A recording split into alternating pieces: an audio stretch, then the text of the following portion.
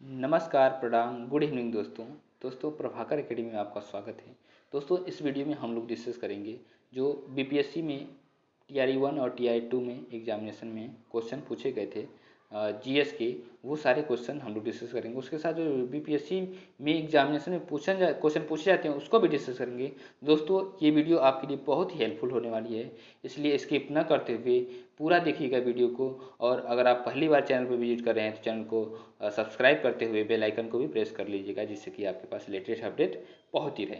Okay दोस्तों, मैंने पिछली वीडियो में 100 तक के क्वेश्चन को डिस्कस कर लिया है, तो अगर आप उन्हें उसको देखा नहीं है तो जा करके देख लीजिएगा प्रभाकर अकेडमी यूट्यूब चैनल पे। वहाँ पे प्लेलिस्ट बना दी गई बीपीएससी टीआरई 1 टीआरई 2 के नाम से। ओके दोस्तों, तो आइए वीडियो की शुरुआत करते हैं। क्या दिया हुआ क्वेश्चन जो है कि 101 क्वेश्चन क्या दिया हुआ है, किस वर्ष मोहम्मदन एंग्लो ओरिएंटल कॉलेज की स्थापना अलीगढ़ में की गई थी। तो ऑप्शन ए क्या है 1870, ऑप्शन बी क्या है 1880, ऑप्शन सी क्या है 1890 और ऑप्शन डी क्या है उपयुक्त में से एक से अधिक और ऑप्शन ई क्या है कि नन ऑफ द अब उपयुक्त में से कोई नहीं। तो दोस्तों इसका राइट ऑप्शन हो जाएगा ऑप्शन ई, उपयुक्त में से कोई नहीं। राइट ऑप्शन ई हो जाएगा। ओके दोस्तों, देखिए बीपीएससी टीआरई 2.0 में 7 तारीख पर 2023 को जो एग्जामिनेशन हुआ था उसमें पूछा गया था शिफ्ट सेकंड में। ओके दोस्तों, तो आइए इसका जो डिस्क्रिप्शन है, डिस्क्रिप्शन से भी क्वेश्चन पूछे जाते हैं, इसलिए आप डिस्क्रिप्शन को ध्यान से देखिएगा, क्योंकि अगर डिस्क्रिप्शन को देखे रहेंगे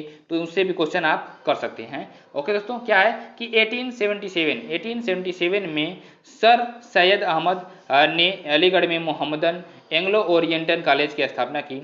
उनका उद्देश्य ब्रिटिश शिक्षा प्रणाली के अनुरूप एक कॉलेज का निर्माण करना था, लेकिन इसके इस्लामी मूल्यों से समझौता किए बिना। क्या? इसके इस्लामी मूल्यों से समझौता किए बिना। ओके दोस्तों, आइए नेक्स्ट क्वेश्चन की तरफ चलते हैं। 102 क्वेश्चन क्या है कि गांधी जी के राजनीतिक गुरु कौन थे? कौन से?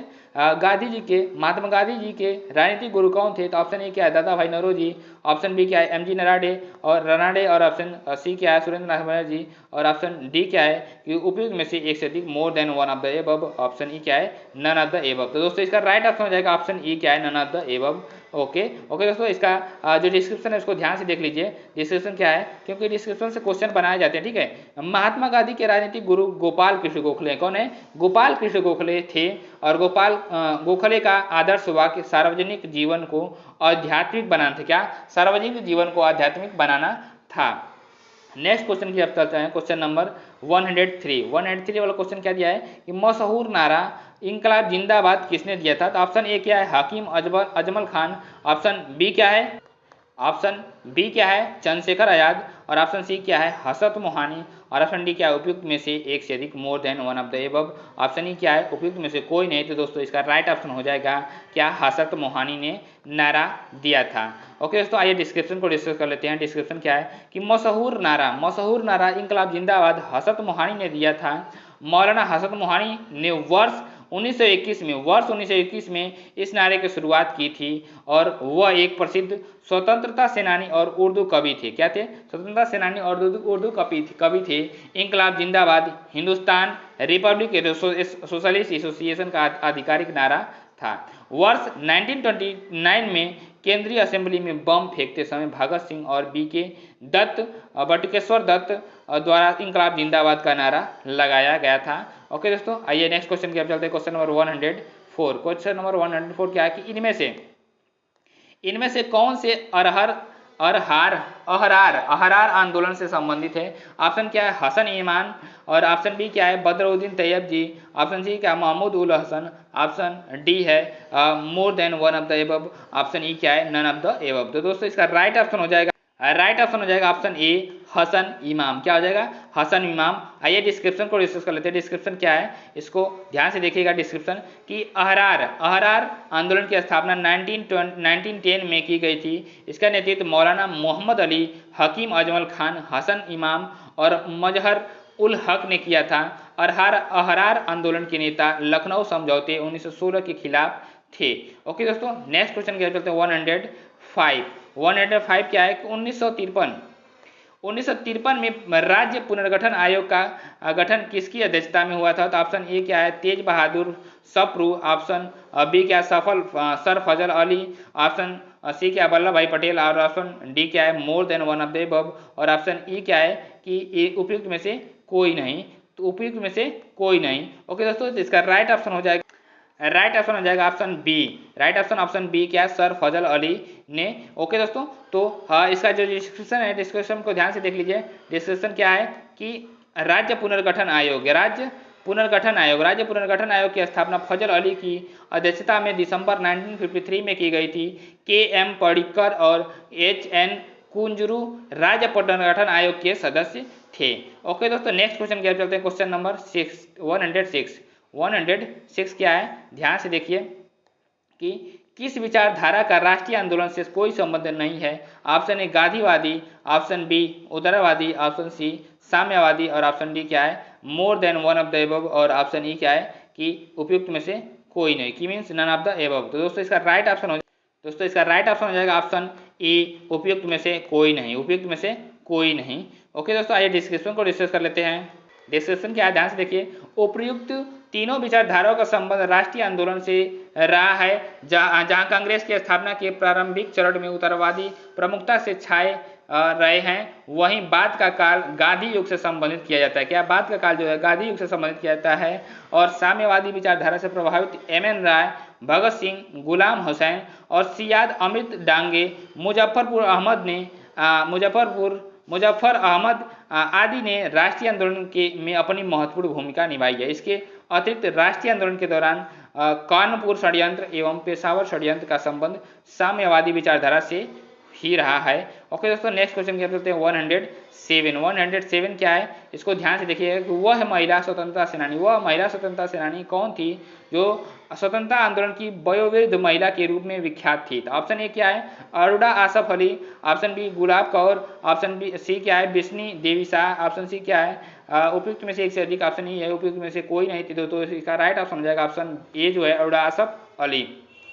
तो दोस्तों इसका राइट ऑप्शन है क्या ऑप्शन ए औडा आसफ अली। आइए डिस्क्रिप्शन को डिस्कस कर लेते हैं, क्योंकि डिस्क्रिप्शन अगर आप डिस्कस किए हुए हैं तो आपको बहुत सारे क्वेश्चंस डिस्क्रिप्शन से भी बनते हैं। औडा आसफ अली वह महिला स्वतंत्रता सेनानी थी जो स्वतंत्रता के आंदोलन की वयोवृद्ध महिला थी, मतलब बूढ़ी महिला थी के रूप में विख्यात थी। उन्होंने 1942 में भारत छोड़ो आंदोलन के समय मुंबई ग्वालियर टैंक मैदान में कांग्रेस का झंडा फहराया था। उन्हें स्वतंत्रता आंदोलन के दौरान वर्ष 1930, 1932 और 1941 में जेल जाना पड़ा।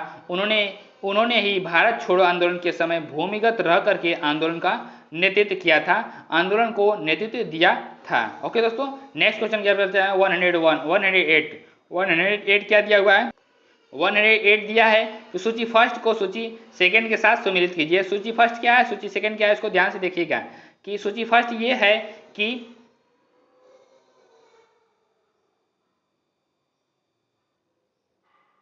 भारत सेवक समाज जो है किससे रिलेटेड है, तत्वबोधिनी सभा किससे रिलेटेड है, आत्मीय सभा किससे रिलेटेड है। तो इसका जो ऑप्शन दिया हुआ है देवेंद्रनाथ टैगोर, ऑप्शन दो दिया है गोपाल कृष्ण गोखले, और ऑप्शन थर्ड क्या है राजा राम मोहन राय। ओके दोस्तों मैं बता दूं कि भारत सेवक समाज जो है इसका जो है ये रिलेटेड है किससे, गोपाल कृष्ण गोखले से। भारत सेवक समाज गोपाल कृष्ण गोखले से। और जो बी है तत्वबोधिनी सभा है वो क्या है कि देवेंद्रनाथ टैगोर से रिलेटेड है। ओके दोस्तों, और जो आत्मीय सभा है वो राजा राम मोहन राय से रिलेटेड है। दोस्तों इसका राइट ऑप्शन हो जाएगा क्या 213। तो 213 किसमें दिया हुआ है 213, ऑप्शन ए में ही 213 दिया, तो इसका राइट ऑप्शन हो जाएगा ऑप्शन ए 213। ओके दोस्तों, आइए डिस्कशन को डिस्कस कर लेते हैं। डिस्कशन को ध्यान से देखिएगा। डिस्कशन क्या है कि भारत सेवक समाज जो है गोपाल कृष्ण गोखले से रिलेटेड है, तत्वबोधिनी सभा जो है देवेंद्रनाथ टैगोर से रिलेटेड है, और आत्मीय सभा जो है राजा राम मोहन राय से रिलेटेड है। भारतवर्षीय ब्रह्म समाज जो है केशव चंद्र सेन से रिलेटेड है।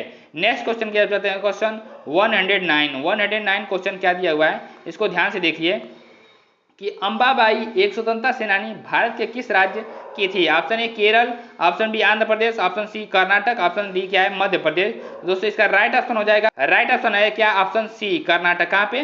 Karnataka, right option C. दोस्तों डिस्क्रिप्शन क्या है इसको ध्यान से समझिए। डिस्क्रिप्शन ये है कि अंबाबाई एक स्वतंत्रता सेनानी भारत के कर्नाटक राज्य की मूल निवासी थी। उन्होंने उडुपी में शराब और विदेशी कपड़ों की दुकानों का विरोध किया है। 12 वर्ष की आयु में उन्हें विवाह हो गया था और एवं 16 वर्ष की आयु में उन्हें अपने पति को खो दिया था। इसके बाद वह भारतीय स्वतंत्रता की लड़ाई में शामिल हो गई थी। क्या? भारतीय स्वतंत्रता की लड़ाई में शामिल हो गई थी। ओके दोस्तों 110 क्वेश्चन नंबर 10 क्या दिया हुआ है कि भारत के स्वतंत्रता संग्राम के दौरान निम्नलिखित घटनाओं पर विचार कीजिए। क्या दिया हुआ है स्टेटमेंट घटना में? होम रूल आंदोलन, और सेकेंड क्या है? सूरत विभाजन, और थर्ड क्या है? खेड़ा सत्याग्रह, और फोर्थ क्या है?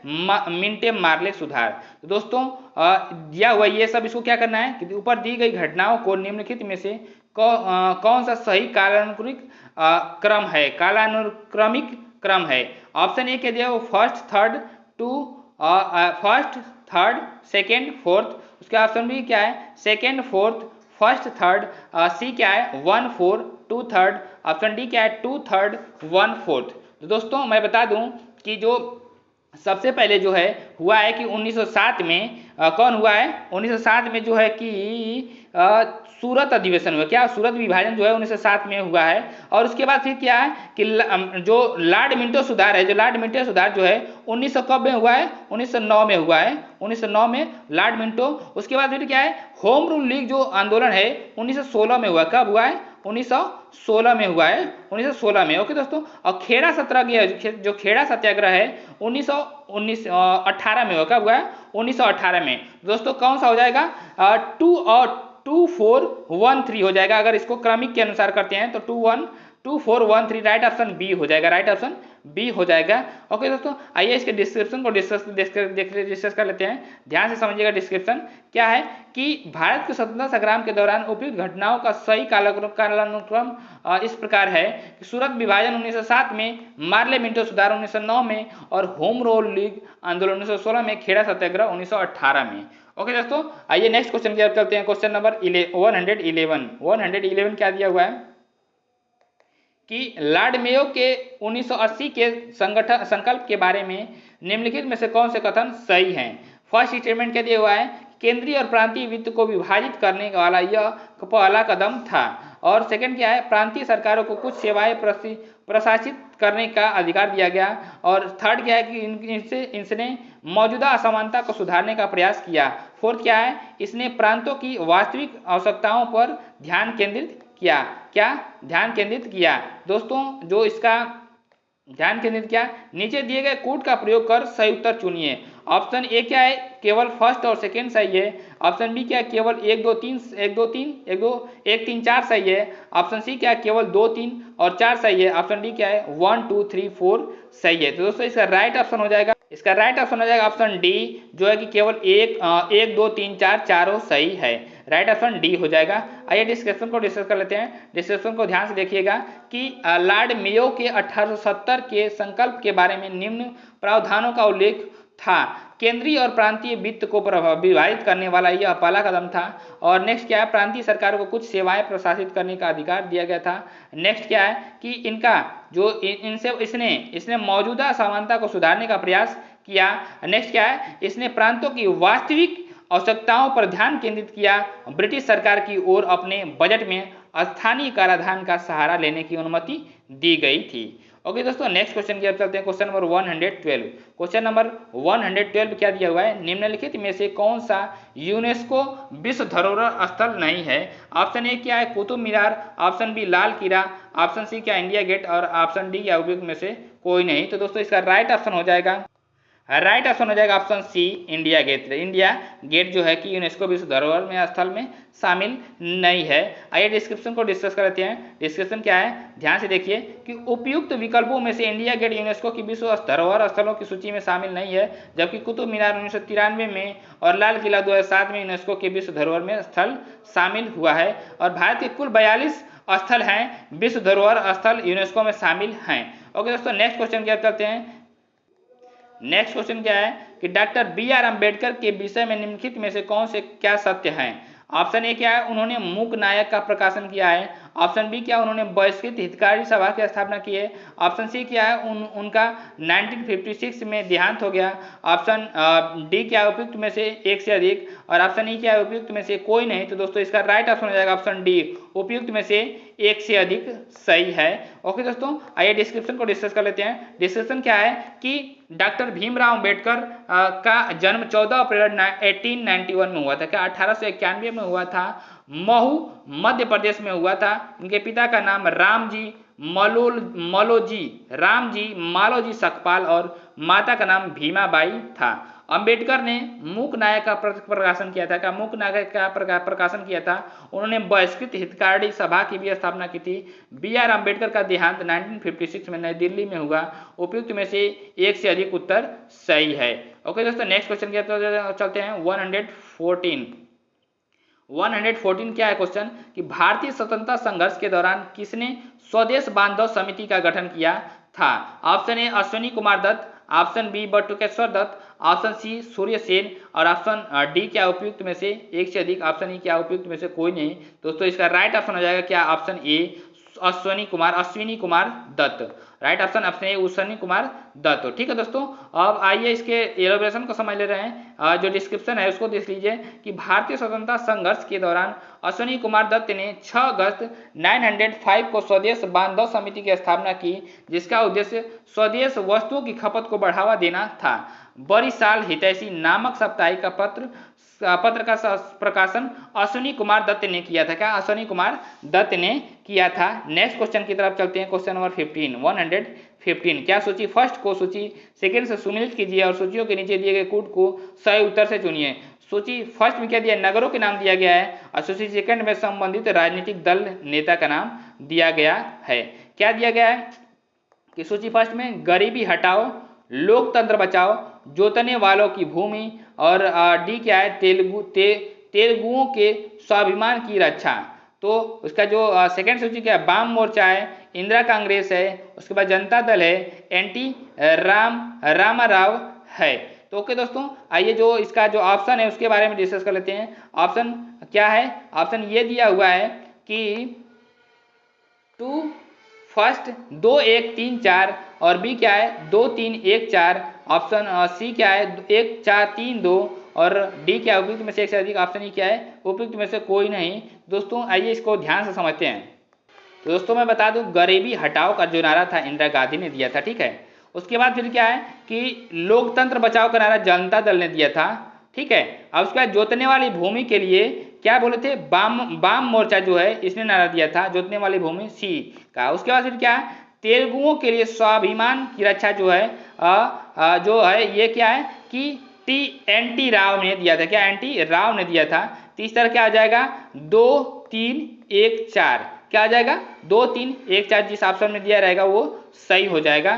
तो इसका जो ऑप्शन क्या है कि ऑप्शन 2 3 1 4 मीन्स राइट ऑप्शन क्या हो जाएगा, इसका बी हो जाएगा। राइट ऑप्शन बी हो जाएगा 2 3 1 4। ओके दोस्तों, आइए डिस्क्रिप्शन इसको देख लेते हैं। क्या है कि दिए गए नारों तथा संबंधित राजनेता राजनीतिक दल की सूचियों का सही सुमेरन इस प्रकार है। कैसे है, ध्यान से समझ लीजिए, ध्यान से समझिए। गरीबी हटाओ का नारा इंदिरा कांग्रेस ने दिया था। लोकतंत्र बचाओ का नारा जो जनता दल ने दिया था। जोतने वाली भूमि की जो नारा जो है वाम मोर्चा ने दिया था। तेलुगुओं के स्वाभिमान की रक्षा एनटी रामाराव ने दिया था। ओके दोस्तों, अब नेक्स्ट क्वेश्चन की तरफ चलते हैं। क्वेश्चन नंबर 116 क्या दिया हुआ है, ध्यान से समझिए कि 1938 में किसकी अध्यक्षता में राष्ट्रीय योजना समिति की स्थापना की गई थी। राष्ट्रीय अध्यक्षता 1938 में किसकी अध्यक्षता में राष्ट्रीय योजना समिति की स्थापना की गई थी। तो ऑप्शन ए क्या है राजेंद्र प्रसाद, ऑप्शन बी क्या है सुभाष चंद्र बोस,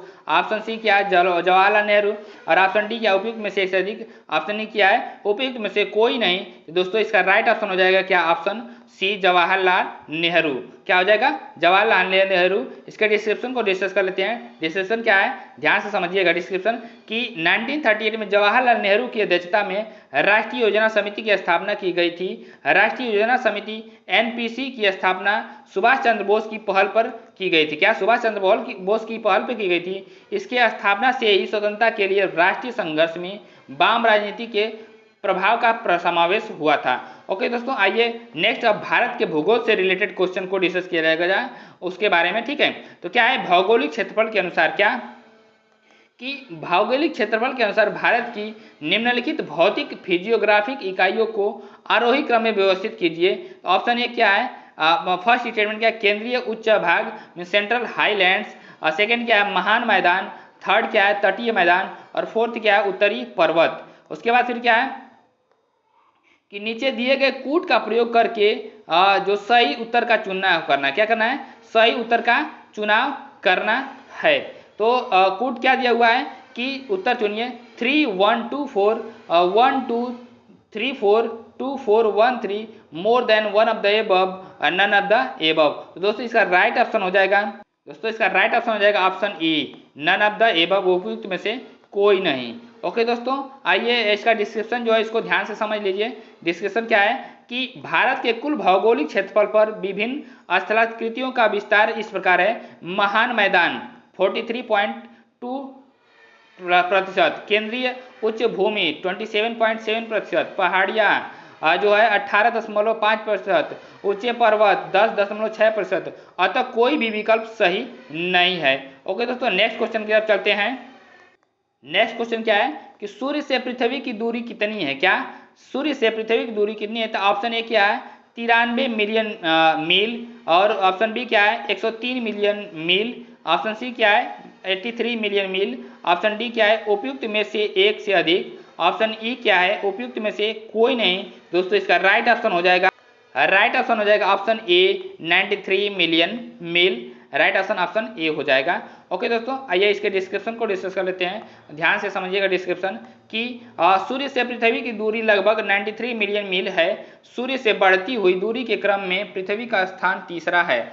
सौरमंडल में कुल 8 ग्रह हैं जिनमें पृथ्वी पर जीवन की उपस्थिति, क्या, पृथ्वी पर जीवन की उपस्थिति है। अब नेक्स्ट क्वेश्चन की तरफ चलते हैं। Question number third, question number third क्या दिया हुआ है, ध्यान से समझिए कि भारत के कुल भूमि क्षेत्रों में पर्वतों का हिस्सा है। तो ऑप्शन ए 30%, और ऑप्शन बी क्या है 27%, और ऑप्शन सी क्या है 40%, और ऑप्शन डी क्या है, उपयुक्त में से कोई नहीं, मोर than one of the above, उपयुक्त में से एक से अधिक, और ऑप्शन क्या है, उपयुक्त में से कोई नहीं। तो दोस्तों इसका राइट ऑप्शन हो जाएगा ऑप्शन ए 30%। कितना, ऑप्शन ए 30% हो जाएगा। आइए डिस्कस करते हैं इसके डिस्क्रिप्शन को कि भारत के कुल भूमि क्षेत्र में पर्वतों का हिस्सा 30% है। यह गंगा और यमुना जैसी कई महत्वपूर्ण नदी प्रणालियों को जन्म देते हैं जो हिमालय से निकलती है। कहाँ से निकलती है, हिमालय से निकलती हैं। नेक्स्ट क्वेश्चन 4 की तरफ चलते हैं। क्वेश्चन 4 को ध्यान से समझिएगा। निम्नलिखित देशों में से किसकी भारत के साथ सबसे अधिक लंबी सीमा है। तो option A Pakistan, option B Myanmar, option C Bangladesh, और ऑप्शन डी क्या है, more than one of the above, और जो ऑप्शन ई क्या है, नन ऑफ द एबव। तो दोस्तों इसका राइट ऑप्शन हो जाएगा ऑप्शन सी बांग्लादेश। क्या हो जाएगा right option C Bangladesh. Okay दोस्तों, आइए इसको जो डिस्कस कर लेते हैं। इसका डिस्क्रिप्शन क्या है, ध्यान से समझिएगा डिस्क्रिप्शन कि भारत के साथ सबसे अधिक लंबी सीमा बनाने वाला बांग्लादेश है। भारत और बांग्लादेश के बीच सीमा की लंबाई 4096.7 किलोमीटर है। ओके दोस्तों, नेक्स्ट क्वेश्चन की तरफ चलते हैं। नेक्स्ट क्वेश्चन क्या है, क्वेश्चन नंबर 5। निम्नलिखित नगरों में से कौन सा नगर कर्क रेखा के उत्तर में अवस्थित है। क्या, कर्क रेखा के उत्तर में अवस्थित है, नॉर्थ में अवस्थित है। तो ऑप्शन ए क्या है, Bhopal, option B Aizawl, option C Ranchi, और ऑप्शन बी क्या है, उपयुक्त में से एक से अधिक, ऑप्शन ई क्या है, उपयुक्त में से कोई नहीं। तो दोस्तों इसका राइट ऑप्शन हो जाएगा, ऑप्शन बी आइजोल। आइजोल जो है उत्तर में अवस्थित है कर्क रेखा के। राइट ऑप्शन बी हो जाएगा। दोस्तों आइए इसके डिस्क्रिप्शन को डिस्कस कर लेते हैं। दोस्तों इसका डिस्क्रिप्शन क्या है, भारत में कर्क रेखा के उत्तर में अवस्थित नगरों में आइजोल शामिल है, जबकि भोपाल और रांची कर्क रेखा के दक्षिण में अवस्थित है। नेक्स्ट क्वेश्चन क्या है? नेक्स्ट क्वेश्चन क्या है? भारत की सबसे शुष्क स्थान क्या है? भारत का सबसे शुष्क स्थान क्या है? तो ऑप्शन ए क्या है कि लेह, ऑप्शन बी क्या है बीकानेर, ऑप्शन सी क्या है जैसलमेर, और ऑप्शन डी क्या है more than one of the above, option E क्या है नन ऑफ द एबव, उपयुक्त में से कोई नहीं। तो दोस्तों इसका राइट ऑप्शन हो जाएगा, right option option C Jaisalmer driest place है इंडिया में। ओके दोस्तों, आइए इसके डिस्क्रिप्शन को डिस्कस कर लेते हैं। डिस्क्रिप्शन क्या है कि भारत का सबसे शुष्क स्थान पश्चिम राजस्थान में स्थित जैसलमेर है। यहाँ न्यूनतम वार्षिक वर्षा 10 सेंटीमीटर है। जैसलमेर को स्वर्ण सिटी भी कहा जाता है, गोल्डन सिटी भी कहा जाता है।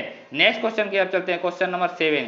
क्वेश्चन नंबर 7 क्या है? ध्यान से समझिएगा कि भारत के कितने राज्यों की सामान्य सीमा कॉमन बॉर्डर पाकिस्तान एवं बांग्लादेश के मध्य है? Option A 6, option B 5, option C 7, और ऑप्शन डी क्या है उपयुक्त में से एक से अधिक, ऑप्शन ई क्या है उपयुक्त में से कोई नहीं। दोस्तों इसका राइट ऑप्शन हो जाएगा, राइट ऑप्शन हो जाएगा ऑप्शन ई उपयुक्त में से कोई नहीं। क्या हो जाएगा? राइट ऑप्शन उपयुक्त में से कोई नहीं। आइए डिस्क्रिप्शन को डिस्कस कर लेते हैं। डिस्क्रिप्शन क्या है? ध्यान से समझिएगा डिस्क्रिप्शन कि भारत की सीमा 9 देशों से संलग्न है। कितने?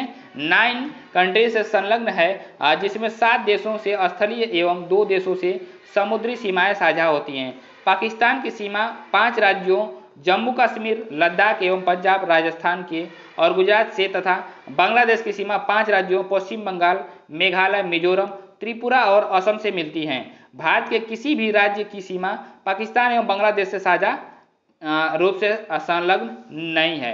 ओके दोस्तों, नेक्स्ट क्वेश्चन के उत्तर क्वेश्चन नंबर 8। क्वेश्चन नंबर 8 क्या दिया हुआ है? कर्क रेखा द्वारा सर्वाधिक क्षेत्र आच्छादित है। सर्वाधिक क्षेत्र आच्छादित है। ऑप्शन ए रांची का पठार, रांची पठार पर, ऑप्शन बी मालवा के पठार पर, ऑप्शन सी क्या है छोटा नागपुर पठार पे, ऑप्शन डी क्या है more than one of the above, option E क्या है नन ऑफ द अबव। दोस्तों इसका राइट ऑप्शन हो जाएगा, राइट ऑप्शन हो जाएगा ऑप्शन बी मालवा का पठार। क्या हो जाएगा? मालवा का पठार। आइए इसके डिस्क्रिप्शन को डिस्कस कर लेते हैं। डिस्क्रिप्शन क्या है कि कर्क रेखा द्वारा सर्वाधिक आच्छादित क्षेत्र मालवा के पठार हैं, क्योंकि कर्क रेखा इसके मध्य से होकर के गुजरती है, जबकि कर्क रेखा रांची के पठार से उत्तरी हिस्से से और छोटा नागपुर पठार के दक्षिणी हिस्से से गुजरती है, इसलिए इनमें कम क्षेत्रफल को आच्छादित करती है।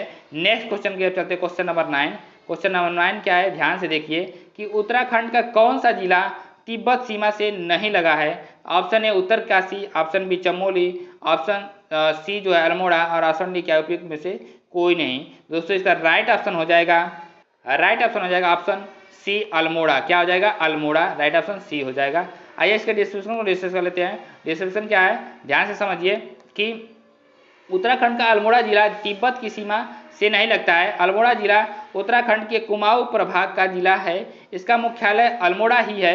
यह समुद्र तल से 1638 मीटर ऊंचा है। यह पहाड़ घोड़े की नाल के आकार का रिज पर स्थित है। क्या? रिज पे स्थित है, होले के नाल के आकार पे। ठीक है।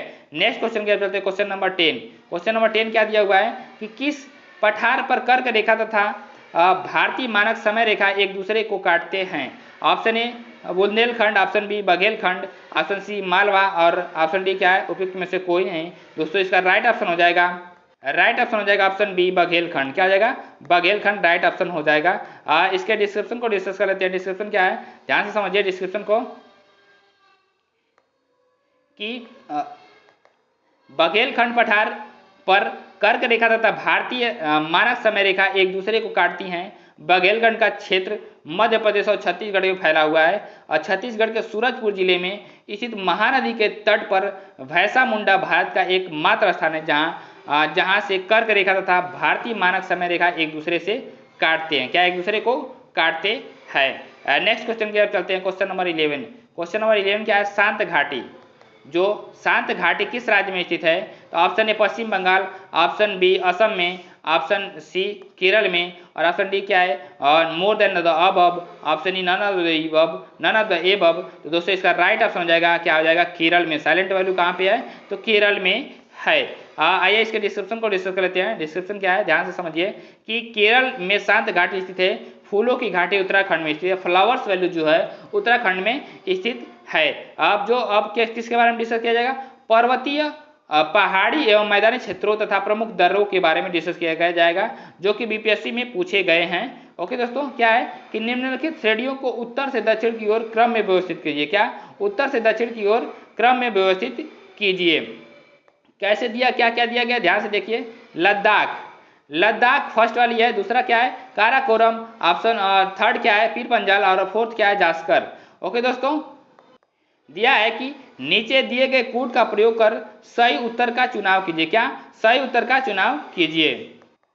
कोड क्या है देख लीजिए, 1324, और बी वाला क्या है 2143, सी क्या है 3412, डी क्या है more than one of the above, उपयुक्त में से एक से अधिक, ई क्या है नन ऑफ द अबव, उपयुक्त में से कोई नहीं। दोस्तों इसका राइट ऑप्शन हो जाएगा, राइट ऑप्शन हो जाएगा ऑप्शन बी 2143। ओके, डिस्क्रिप्शन को डिस्कस कर लेते हैं। डिस्कस करते ध्यान से देखिएगा कि पर्वत श्रेणियों को उत्तर से दक्षिण की ओर क्रम क्या निम्नलिखित है, काराकोरम, लद्दाख, जास्कर, पीर पंजाल। क्या? काराकोरम, लद्दाख, जास्कर, पीर पंजाल, इसको याद कर लीजिएगा। नेक्स्ट क्वेश्चन की तरफ चलते हैं। Question number 13। क्वेश्चन नंबर 13 क्या दिया हुआ है कि निम्नलिखित क्षेत्रों में किसकी न्यून हिम रेखा है। क्या?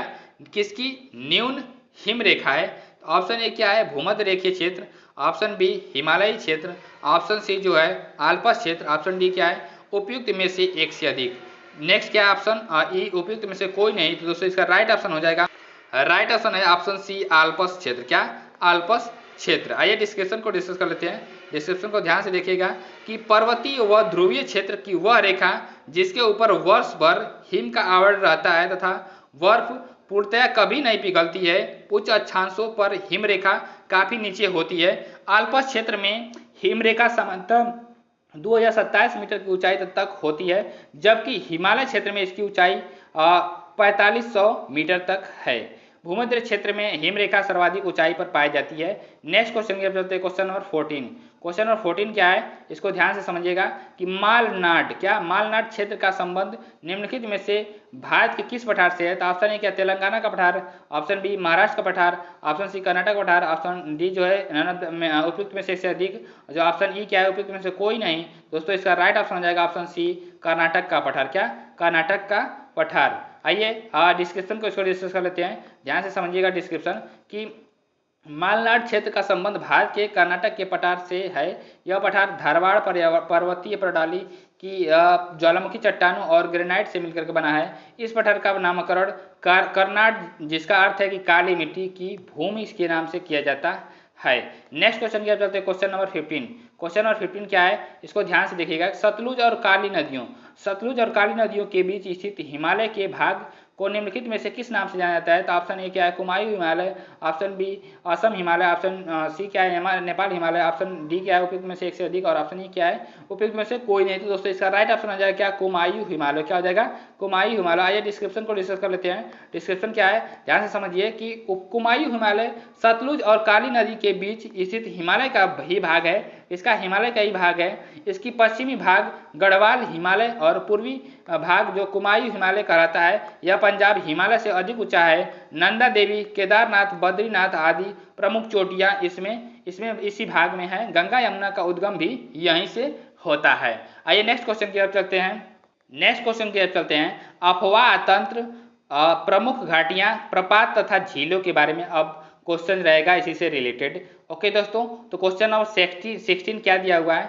ध्यान से देखिएगा। क्वेश्चन नंबर 16 क्या दिया है कि चाप झील आक्सबो झील पाई जाती है। ऑप्शन ए हिम नदों में, ऑप्शन बी नदी घाटियों में, ऑप्शन सी रेगिस्तानों में, और जो ऑप्शन डी है more than one of the above, option E क्या है उपयुक्त में से कोई नहीं। दोस्तों इसका राइट ऑप्शन हो जाएगा, राइट ऑप्शन बी नदी घाटियों में। कहाँ पाई जाती है? नदी घाटियों में, ऑप्शन बी हो जाएगा। आइए इसका डिस्कशन को डिस्कस कर लेते हैं। डिस्कशन क्या है ध्यान से समझिए कि चाप झील ऑक्सबो लेक नदी घाटियों में पाई जाती है। मैदानी भागों में प्रवेश करने के उपरांत नदी क्षैतिज अपरदन के कारण कई घुमावदार मोड़ों से होकर के प्रभावित होती है। ये मोड़ नदी विसर्प कहे जाते हैं। क्या कहे जाते हैं? नदी विसर्प कहे जाते हैं। इन घुमावदार मोड़ों के विस्तृत होने के उपरांत नदी अपने विसर्प को छोड़ करके सीधे मार्ग से प्रवाहित होती है और इन्हीं विसर्पों में जल भर जाने से निर्मित झील को गोखुर झील या चापकार झील बोलते हैं। क्या बोलते हैं? चापकार झील कहते हैं।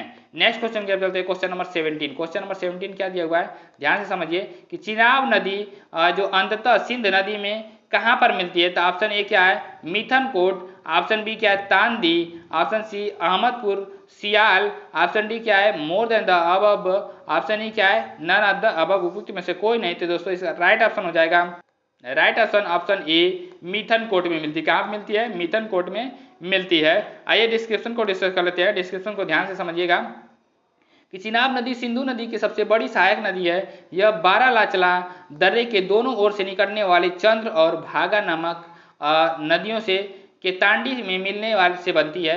यह अखनूर जम्मू कश्मीर के निकट मैदान में प्रवेश करती है। यह मिथनकोट के पास सिंध नदी से मिल जाती है और चिनाब नदी पर निर्मित महत्वपूर्ण जल परियोजनाएं बगलिहार, सलाल, दुलहस्ती है। नेक्स्ट क्वेश्चन की तरफ चलते हैं, क्वेश्चन नंबर 18। क्वेश्चन नंबर 18 ध्यान से समझिएगा, क्या दिया हुआ है कि निम्नलिखित नदियों में से सबसे बड़ा जलग्रह क्षेत्र किसका है। ऑप्शन ए काली नदी, ऑप्शन बी पेनानी नदी, ऑप्शन सी पेरियार नदी और ऑप्शन डी क्या है, जो उपयुक्त में से एक से अधिक। ऑप्शन ई क्या है, उपयुक्त में से कोई नहीं। तो दोस्तों इसका राइट ऑप्शन हो जाएगा, राइट ऑप्शन हो जाएगा ऑप्शन बी पोनानी नदी। कौन, पोनानी नदी। आइए डिस्क्रिप्शन को डिस्कस कर लेते हैं। डिस्क्रिप्शन क्या है कि उपयुक्त दी गई नदियों में पोनानी भरत पूजा नदी का जलग्रहण क्षेत्र सबसे बड़ा है। पुरानी नदी का जलग्रहण क्षेत्र 5397 वर्ग किलोमीटर है। इसके पश्चात पेरियार नदी का जलग्रहण 5243 वर्ग किलोमीटर है और कालिंदी नदी का जलग्रहण क्षेत्र 5179 वर्ग किलोमीटर है। जलग्रहण क्षेत्र विशिष्ट क्षेत्र है जहां पानी नदी द्वारा बहाए जाने के लिए पहले एकत्र होता है।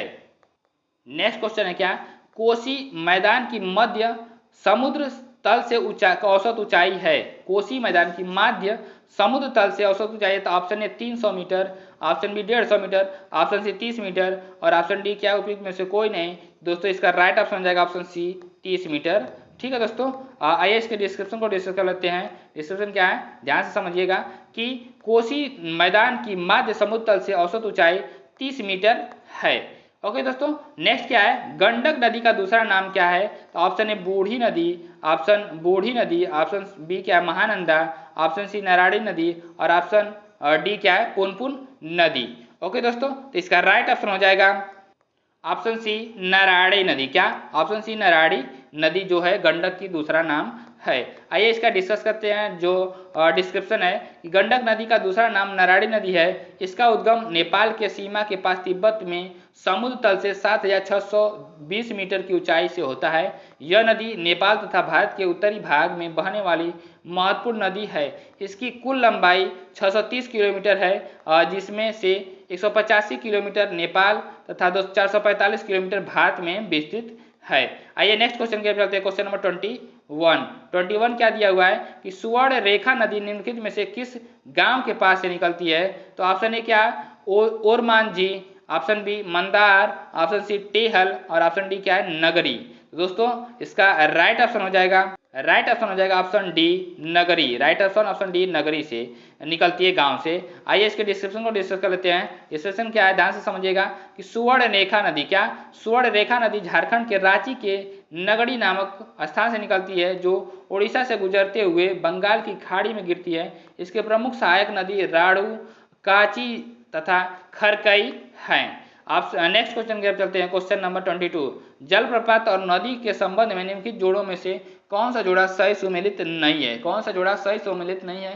तो ये जोड़ा क्या है, जोग शरावती और बी क्या है, कपिलधारा कावेरी और सी क्या है, धुआंधार गोदावरी। नेक्स्ट क्या है, डी उपयुक्त में से एक से अधिक और ऑप्शन ई क्या है, उपयुक्त में से कोई नहीं। दोस्तों इसका राइट ऑप्शन हो जाएगा ऑप्शन डी उपयुक्त में से एक से अधिक। क्या, उपयुक्त में से एक से अधिक। आइए इसके डिस्क्रिप्शन को डिस्कस कर लेते हैं। ध्यान से समझिएगा डिस्क्रिप्शन कि धुआंधार जलप्रपात मध्य प्रदेश के जबलपुर जिले में नर्मदा नदी पर स्थित है, न कि गोदावरी नदी पर। जबकि कपिलधारा जलप्रपात भी नर्मदा नदी पर मध्य प्रदेश के अमरकंटक जिले में स्थित है, न कि गोदावरी नदी पर। जोग गरसोप्पा जलप्रपात पश्चिमी कर्नाटक के शिमोगा जिले में शरावती नदी पर स्थित है।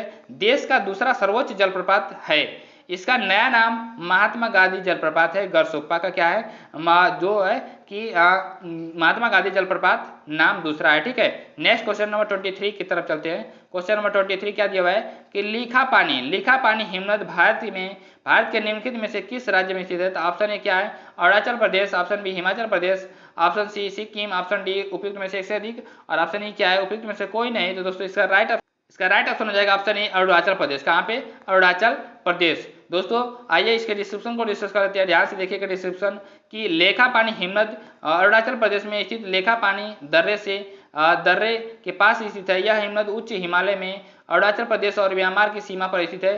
धातव्य है कि लेखा पानी असम राज्य के तिनसुकिया जिले में स्थित एक नगर भी है, जो कि असम अपने चाय बागानों के लिए भी प्रसिद्ध है। आइए नेक्स्ट क्वेश्चन की ओर चलते हैं। नेक्स्ट क्वेश्चन क्या है 24 कि निम्नलिखित में से कौन सी सहायक नदी ब्रह्मपुत्र उत्तर दिशा से नहीं निकलती। क्या सहायक नदी ब्रह्मपुत्र से उत्तर दिशा से नहीं निकलती है। तो ऑप्शन ए क्या है, Subansiri, option B Belasiri, option C Manas, और ऑप्शन डी क्या उपयुक्त में से एक से अधिक। ऑप्शन ए क्या है, उपयुक्त में से कोई नहीं। तो दोस्तों इसका राइट ऑप्शन हो जाएगा क्या, ऑप्शन ई उपयुक्त में से कोई नहीं। आइए इसके डिस्क्रिप्शन को डिस्कस कर लेते हैं। डिस्क्रिप्शन को ध्यान से समझिएगा। क्या डिस्क्रिप्शन है कि ब्रह्मपुत्र नदी हिमालय के उत्तर में तिब्बत के पठार पर स्थित मानसरोवर झील के पास से निकलती है और हिमालय के साथ साथ पूर्व की ओर बहती है। यह तीन देशों चीन, भारत तथा बांग्लादेश से होकर के प्रवाहित होती है और चीन के तिब्बत पठार से इसे सांगपो नदी, अरुणाचल प्रदेश में इसे दिहांग नदी और असम में ब्रह्मपुत्र नदी तथा बांग्लादेश में जमुना नदी के नाम से भी जानी जाती है। दिबांग, लोहित, धनसिरी, कामेंग, मानस, तीस्ता तथा सुबनसिरी नदी ब्रह्मपुत्र के उत्तर दिशा से मिलने वाली सहायक नदी है। आइए नेक्स्ट क्वेश्चन की ओर चलते हैं। क्वेश्चन नंबर मानसून और वर्षा से रिलेटेड जो क्वेश्चन आएंगे अब आएंगे। ठीक है, तो क्वेश्चन क्या दिया हुआ है कि निम्नलिखित में से कहाँ अक्टूबर और नवंबर के महीने में भारी वर्षा होती है। अक्टूबर और नवंबर के महीनों में ऑप्शन ए क्या है, गारो खासी और जयंतिया की पहाड़ियाँ, ऑप्शन बी क्या है, कोरोमंडल तट, ऑप्शन सी क्या है, छोटा नागपुर का पठार, ऑप्शन डी उपयुक्त में से एक से अधिक, और ऑप्शन ई क्या है, नन ऑफ द एबव। क्या है, नन ऑफ द एबव। तो दोस्तों इसका राइट ऑप्शन हो जाएगा ऑप्शन बी कोरोमंडल तट। क्या है, कोरोमंडल तट राइट ऑप्शन हो जाएगा। नेक्स्ट क्वेश्चन की ओर चलते हैं। क्वेश्चन जो डिस्क्रिप्शन है उसको डिस्कस कर लेते हैं कि अक्टूबर और नवंबर के महीने में लौटती मानसून के द्वारा बंगाल की खाड़ी से जलवाष्प ग्रहण करने के बाद तमिलनाडु के तटीय क्षेत्रों कोरोमंडल तट में वर्षा होती है, जबकि उत्तर भारत में शीत ऋतु में होने वाली वर्षा पश्चिमी विक्षोभ के कारण होती है, जो रबी की फसलों के लिए काफ़ी फायदेमंद होती है। आइए नेक्स्ट क्वेश्चन 26 की तरफ चलते हैं। 26 क्या दिया हुआ है कि भारत में मानसून सीजन में अधिकांश चक्रवातों की उत्पत्ति होती है। ऑप्शन ए क्या है कि 8 डिग्री उत्तरी से और 13 डिग्री दक्षिणी उत्तरी अक्षांश के मध्य। नेक्स्ट क्या है कि 10 डिग्री उत्तरी और 15 डिग्री उत्तरी अक्षांश के मध्य। नेक्स्ट क्या है, सी क्या है कि 16 डिग्री उत्तरी और 21 डिग्री उत्तरी अक्षांश के मध्य। नेक्स्ट क्या है, डी उपयुक्त में से एक से अधिक, और ऑप्शन ई क्या है, उपयुक्त में से कोई नहीं। दोस्तों इसका राइट ऑप्शन हो जाएगा option E none of the above. क्या, उपयुक्त में से कोई नहीं, राइट ऑप्शन ई हो जाएगा। आइए इसके डिस्क्रिप्शन को डिस्कस कर लेते हैं। इसका डिस्क्रिप्शन क्या है कि भारत में मानसून सीजन में अधिकांश चक्रवात 8 डिग्री से 15 डिग्री उत्तर अक्षांश के मध्य पैदा होते हैं। बंगाल की खाड़ी में ज़्यादातर चक्रवात अक्टूबर नवंबर माह में बनते हैं। भारत में चक्रवातों का निर्माण जो होता है क्या कि अरब सागर से अधिक बंगाल की खाड़ी में होता है तथा ये चक्रवात अधिक खतरनाक होते हैं। नेक्स्ट क्वेश्चन की ओर चलते हैं। क्वेश्चन नंबर 27 क्या दिया हुआ है, ध्यान से देखिए कि हैदराबाद में दक्षिण पश्चिम मानसून की वापसी सामान्य तिथि पर होती है। तो ऑप्शन ए क्या है, 1 अक्टूबर, ऑप्शन बी 15 अक्टूबर, ऑप्शन सी क्या है 1 नवंबर, ऑप्शन डी क्या है उपयुक्त में से एक से अधिक, और ऑप्शन ई क्या है उपयुक्त में से कोई नहीं। तो दोस्तों इसका राइट ऑप्शन हो जाएगा क्या, ऑप्शन बी 15 अक्टूबर राइट ऑप्शन हो जाएगा। आइए इसके डिस्क्रिप्शन को डिस्कस कर लेते हैं। डिस्क्रिप्शन को ध्यान से समझ लीजिए कि दक्षिण पश्चिम मानसून एक प्रकार की मौसमी हवाएं हैं जो हिंद महासागर और अरब सागर की ओर से भारत के दक्षिण पश्चिम तट की ओर बढ़ते हुए पाकिस्तान व बांग्लादेश में जून से सितंबर के बीच बारिश कराती है। यह मानसून अक्टूबर व नवंबर माह के बीच लौटता है, जिसे मानसून का निवर्तन कहा जाता है। मानसून का निवर्तन कहा जाता है। हैदराबाद में दक्षिण पश्चिम मानसून की वापसी सामान्य तिथि पर 15 अक्टूबर में होती है। ओके दोस्तों, आइए नेक्स्ट क्वेश्चन की तरफ चलते हैं। Question number 28।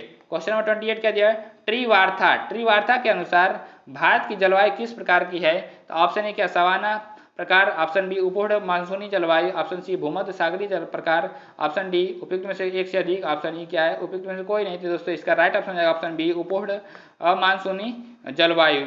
नेक्स्ट इसका डिस्क्रिप्शन जो है उसको ध्यान से समझ लीजिए, ध्यान से समझिएगा। ट्रिवार्था के अनुसार भारत की जलवायु उपोष्ण मानसूनी प्रकार की है और भूमध्य रेखा के दोनों ओर 30 से 45 डिग्री अक्षांशों के मध्य भूमध्य सागरीय जलवायु क्षेत्र विद्यमान है। इसका विस्तार महाद्वीपों के पश्चिमी क्षेत्रों में पाया जाता है। इस प्रकार की जलवायु में ग्रीष्म ऋतु में वर्षा होती है। यहाँ रसेदार प्रकृति के फलों का उत्पादन होता है। ओके दोस्तों, आइए नेक्स्ट क्वेश्चन क्या चलते हैं 29। Question number 29।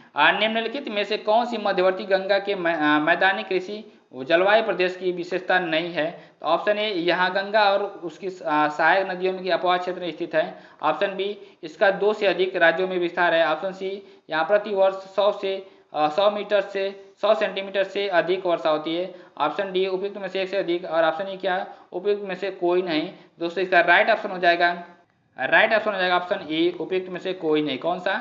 उपयुक्त में से कोई नहीं। आइए इसके डिस्कस कर लेते हैं। डिस्क्रिप्शन जो है, डिस्क्रिप्शन क्या है कि मध्यवर्ती गंगा के मैदानी कृषि जलवायु प्रदेश के अंतर्गत पूर्वी उत्तर प्रदेश और बिहार, छोटा नागपुर पठार को छोड़ करके क्षेत्र शामिल हैं। और यह एक उपजाऊ जलोढ़ मैदान है जो गंगा नदी और उसकी सहायक नदियों द्वारा बनाया गया है। यहाँ प्रति वर्ष 75 सेंटीमीटर से 150 सेंटीमीटर की वर्षा होती है। उपरोक्त सभी विकल्प गंगा के मैदानी जलवायु प्रदेश की विशेषताएं हैं, अतः अभी से उत्तर ई होगा। दोस्तों नेक्स्ट क्वेश्चन, लास्ट जो क्वेश्चन है उसके तरफ डिस्कस करते हैं कि ट्रिवार्था के अनुसार भारत में एम प्रकार की जलवायु है क्या? एम प्रकार की जलवायु है। आइए इसके ऑप्शन के तरफ चलते हैं।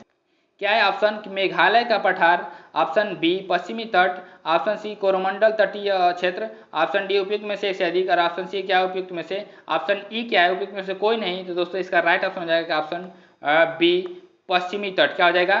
पश्चिमी तट। आइए इसके डिस्क्रिप्शन को डिस्कस कर लेते हैं, ध्यान से डिस्क्रिप्शन को देखिएगा। लास्ट ये क्वेश्चन है, अमेरिकी भूगोलवेत्ता ग्लेन थॉमस ट्रिवार्था ने वर्ष 1966 में जलवायु वर्गीकरण को प्रणाली को प्रस्तुत किया। ट्रिवार्था के अनुसार दुनिया के 6 प्रमुख जलवायु क्षेत्र हैं। एम प्रकार की जलवायु भारत के पश्चिम तटीय मैदान के क्षेत्र में पाई जाती है। यह उष्णकटिबंधीय मानसून प्रकार की जलवायु का क्षेत्र है। दोस्तों तो ये वीडियो यहीं पे एंड होती है। अगर दोस्तों वीडियो को पूरा देखने के लिए बहुत बहुत धन्यवाद, और चैनल पे पहली बार विजिट कर रहे हैं तो वीडियो को चैनल को सब्सक्राइब कर लीजिएगा और उसके साथ साथ बेल आइकन को भी दबा लीजिए, जिससे कि आपके पास लेटेस्ट अपडेट पहुंचते रहे। दोस्तों नमस्कार।